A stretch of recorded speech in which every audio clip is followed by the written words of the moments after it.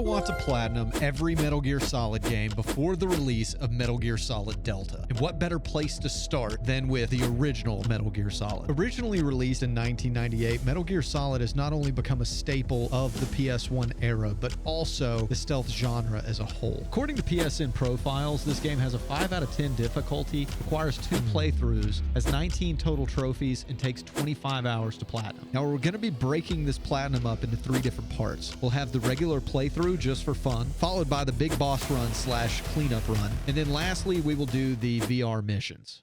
You know that big boss run is going to be absolutely impossible for you, right? I mean, I'll admit I've never done it before, but I think I can pull it off. Whatever, loser. Well, I think he's wrong, but I guess we're about to find out. So let's travel back in time to 1998, boot up our consoles, and start Metal Gear Solid. And for the first playthrough, we're going to be playing through on normal difficulty, but don't worry, we're going to go through on extreme for the big boss run. And here we pop our first trophy for starting the mission. Then after some story parts, which I'm going to skip just to avoid spoilers, I finally reached Revolver Ocelot, the first main boss in the game. And after beating him, we get our second trophy of the game. Next up, we arrive at this area full of mines, and we got a call actually warning us about the mines from a guy who wanted me to call him Deep Throat. What did he say? Not gonna lie, Chief, that ain't gonna happen. Then after the minefield, we encountered this tank, which happens to be the next boss that we have to fight. So I channeled my inner LeBron James. Wait, not that one. There we go. This is the one. And I hit this beautiful shot to beat this boss and collect our next trophy versus M1 tank. Then I progressed the story to the point where I found Otacon, our good old buddy, who immediately pees his pants as soon as I find him. Then to save Otacon, I had to fight this cyber ninja guy. And after I beat him, he told me, I built that snake. That's what she said. and then I popped my 4th trophy. Next up in the boss fights was Psycho Mantis. And after a bit of domestic violence and a brief fight, I was able to get our 5th trophy. And then I kept progressing forward in the story and even got R. Kelly'd by a dog. I wanna be on you. Then I reached the Sniper Wolf boss fight, and I had to follow this impossibly difficult trail of footsteps in order to get to the fight. And after beating Sniper Wolf, we popped our 6th trophy versus Sniper Wolf. Then Revolver Ocelot decided to try and charge me like an iPhone, but I resisted the torture because I'm going to get a trophy for it at the end of the game. And I got my next trophy for shooting down a helicopter while on foot because I'm just built different. I don't even think about it. I'm built a little differently, I guess. And that wound up being our 7th trophy.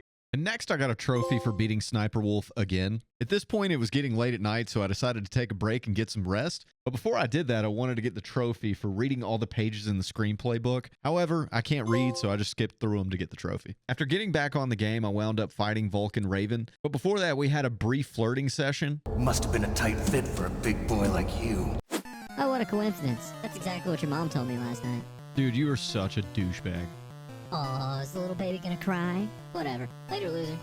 So anyways, then I killed Vulcan Raven to get the next trophy. And the final 2 trophies in the last part of the game were for killing Metal Gear Rex and then knocking Liquid Snake off of the top of Metal Gear Rex once we had defeated it. And then finally, I got the decked out trophy for not submitting to the torture and getting the bandana from Meryl at the end of the game. And now with the first portion of the Platinum Trophy complete, it was time to start working on the Big Boss run. And in order to achieve Big Boss rank, you have to beat the game on extreme difficulty in 3 hours or less using 0 continues, have less than 25 kills, less than 4 alerts, use 1 ration or less, and save less than 80 times. Bro, are you kidding me? With those requirements, you're gonna fail faster than Ubisoft trying to make a good game in 2024. Well, I guess it's time to find out. So I actually booted up extreme mode and started my big boss run. Now, I did run into some hiccups along the way. However, thanks to the generous ability to be able to save 80 times, I just loaded up a previous save and started right back over from it. Unfortunately, it wouldn't be long before I ran into my first major roadblock in this guard rush section of the game. But with a few hours of failure and a little bit of perseverance, I was dodging bullets like a former US president. Next, I arrived at Revolver Ocelot again, where I employed a method that made getting past him easier than your mom after 2 drinks at the bar. Then it was time for the M1 tank, which I struggled with severely. I spent 3 hours dying over and over and over at this point. But finally, I was able to be lucky enough to land this perfectly placed grenade. And then came the Cyborg Ninja, which, considering how hard I struggled on the M1 tank, this was actually a breeze. And see, the problem with the big boss run isn't the fact that I couldn't beat the bosses, it's the fact that I couldn't beat the bosses without taking damage, because I was uncertain how much health I would need to beat the next boss in the run, so I was cautiously trying to do it without taking any damage at all. And because of that, the Psycho Mantis boss fight took me 2.5 hours to finally beat.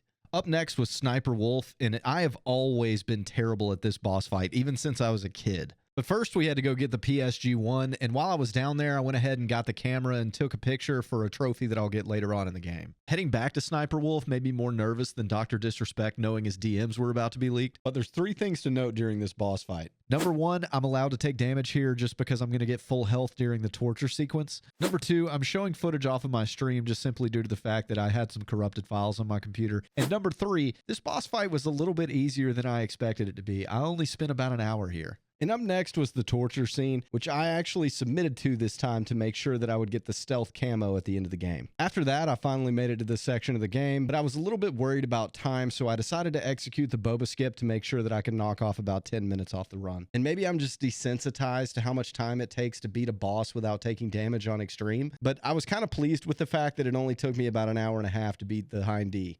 The next boss standing between me and Big Boss rank was the second battle with Sniper Wolf, which I happened to beat first try thanks to the Nikita method. The next major boss fight that I ran into was this piece of machinery. And sadly, I died more than once here. But finally, I was able to conquer this brutally difficult part and make it to the Vulcan Raven boss fight, where thanks to employing the Nikita method again, I was able to beat him in less than 25 minutes. And finally, I arrived back at the Metal Gear Rex fight, which, just like every other boss fight in the game, is based completely around learning their attack patterns. And once I had done that, I was able to conquer this boss in roughly about 15 minutes. And unfortunately, the Liquid Snake fight took a little bit longer and clocked in at 30 minutes. And then I was left with one section remaining. The escape section. And somehow, after 26 years of playing this section of the game, I never realized that you could switch into first-person mode. I feel like a complete idiot, but here we are. It did take me a little bit of time to figure that out, but once I had done it, I completed it third try. And with that out of the way, I had done something I had never done in my entire life. I had achieved Big Boss rank on Metal Gear Solid and acquired the Elite trophy. Also acquired the Dress for the Job trophy for getting the stealth camouflage. And then I had to take the photo that I took during the Sniper Wolf boss fight and exercise a ghost from it for my next trophy. And for the last 2 trophies, all I had to do was some VR missions, which I went ahead and started right away. And in fact, the first trophy was so easy, all I had to do was complete 1 mission to get it. And this gave me the biggest false sense of security here. I thought that the big boss run was going to be the hardest part of this platinum trophy, but the reality is it's the 300 VR missions that had to be completed in order to get this trophy. And it wasn't even that the missions were that hard, it's just how time consuming they were. And by time consuming, I mean it took me another 12 hours just to get this final trophy. But I stuck it out and eventually got myself the trophy Practice Makes Perfect, immediately